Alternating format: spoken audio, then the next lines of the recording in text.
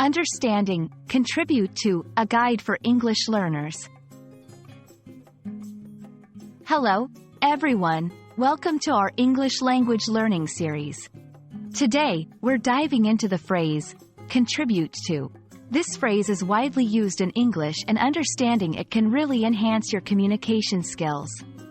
So, let's get started and explore what contribute to means and how you can use it in everyday conversations. Contribute to is a phrase that can be used in various contexts. Generally, it means to help to cause or bring about something. This contribution can be in the form of time, effort, knowledge, or resources. For instance, when someone says, "Your hard work contributed to the project's success," they mean that your effort was a key factor in making the project successful.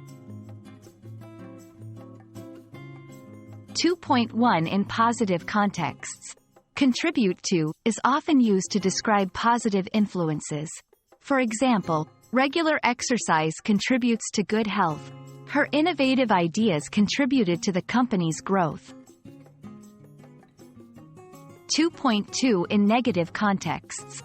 It can also be used in negative contexts, such as, smoking contributes to lung diseases. Pollution contributes to climate change. 2.3 In neutral contexts. Sometimes, the phrase is used neutrally, without a positive or negative connotation. The weather contributed to the event's atmosphere. His research contributed to our understanding of the topic. When using contribute to, be mindful of the following. Don't confuse it with contribute alone.